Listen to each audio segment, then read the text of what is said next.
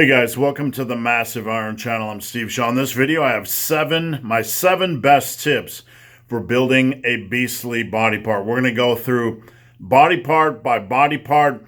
I'm going to refine you, focus you on one major tip per body part to help you get better results. Before I get into that topic, if you have any questions or comments, drop them down below. The best topic ideas I turn into videos just like this. Must have said that 1,000 times. You know, actually, I think I'm over 2,000 videos now. So I got 7 best tips to build a beastly body. We're going to look at each body part. Not doing hamstrings in this video because I want to do a specific video on hamstrings as a separate topic because they're harder to work, limited quality exercise, etc. So I'm going to look at back, chest, shoulders, quads, triceps, biceps, and calves. So let's start with back. I'm going to give you one best tip for each one. This isn't the only thing that matters, but it is something you need to consider. So, back. Set insane strength standards, then go after them. What do I mean by that? Well, when it comes to back, you're capable of doing a lot more than you think. Chest, shoulders, yeah, you can get pretty darn strong. But of all the body parts, people underestimate how strong your back can actually get. And I did for a long time. For a long time, I was doing rows 120 by 10, and I thought that was the pinnacle because that was the biggest amount of weight they had in the gym. I was doing, that was dumbbell rows, 120s for 10. Barbell rows, I thought I had peaked out at 225, for 8s. But when I got my home gym, I got my dumbbell row up to like 270 by 10. I got videos of me doing 225 by 20 with the Ronnie Coleman dumbbells. And my barbell row, I got up to 405 by 5. You have a lot more potential to build back strength than you think. So whatever your standard is now, I want you to expand it, take it to the next level, and then go get after it. All right, let's talk about chesticles. Best tip for chesticles.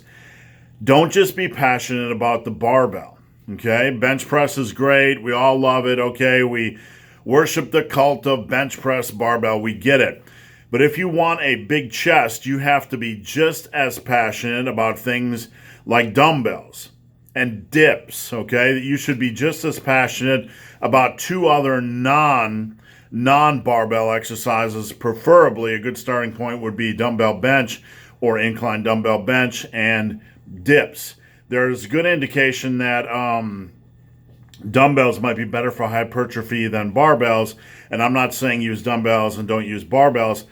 What I'm saying is if you want a big chest, okay, you can bench or do your bench variation, but do a dumbbell variation and maybe get some dips in there as well. What I do with most of my clients is we do a dips and push-up superset.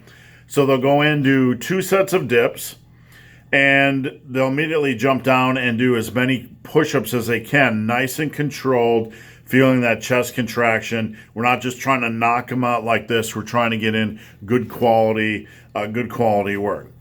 All right, shoulders. Stupid simple tip here. Be as passionate about your shoulders as you are about training your chest and arms. This is something I've mentioned a lot over the years. Guys are going to the gym and they're super passionate about chest. They're super passionate about arms. When it comes to, shoulders, they might do a machine overhead press, and then maybe some front laterals, some side laterals, face pulls, and they're done. There's no passion. There's no life. There's no attacking of strength. You want big shoulders, you got to attack strength. I recommend doing both a barbell and dumbbell variation, and you're after hypertrophy, I'd throw in a machine shoulder press. And then after that, maybe something like a leaning lateral or bulldozer lateral, and then you can do your rear delt work. All right, for quads. Quads, all right, we have the cult of bench press, but for quads, we have the cult of squat. If you want big quads, you need to move past squats. I didn't say stop doing squats. I said you need to stop being so squat-centric. A common question is, hey, I do squats and my legs just aren't growing. What's up? Squats are everything. They're the top of the list, right? Well, not for everybody. There's different limb lengths and, body types and all that kind of good stuff, right? So while squats are a good choice, most people underwork the repetitions. We like to work them heavy, don't we? And we underwork the volume. And we don't attack our quads with things like hack squats, leg presses, leg extensions, sissy squats, you name it. So if you want big quads, you need to broaden your base a little bit. I have all my clients, if I can, if they're after hypertrophy, depending on their equipment, I'd like to have them do squats, leg presses, hack squats, and leg extensions as a base. Then usually lunges, or maybe even I'm starting to incorporate some sissy squats, bringing the old school back again. All right, Tricepticons. Possibly my biggest and most badass body part, and a lot of that's genetics. But here's what you need to understand. Tricepticons can take a lot of punishment. They're not equal to biceps. Just because you got a bicep and a tricep doesn't mean you need to train them the same. The triceps can take a lot more punishment, and they can be worked harder than the biceps. They're a bigger, beefier muscle group, so just remember that. You can attack them harder. And they generally, in my experience, recover better and aren't as fragile, meaning you can beat the crap out of your biceps, but you got to worry about that biceps tendon and all kinds of stuff. So work your triceps hard. They can take a little bit more beating as far as set volume, quality volume, than your biceps.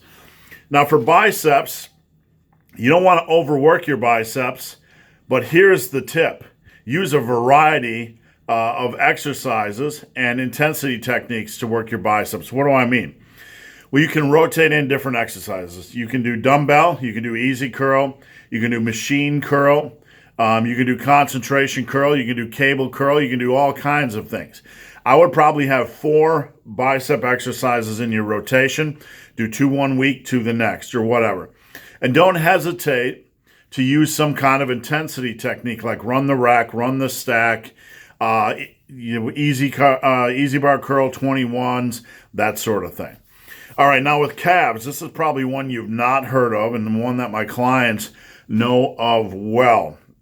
And this applies at home, and this applies at the commercial gym. If your calves are stubborn, I want you to focus on seated calf raises. We're going to focus more on the soleus.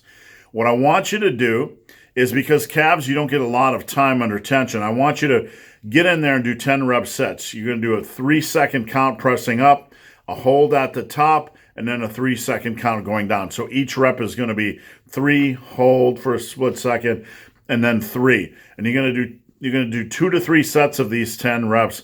Probably twice a week would be a good idea.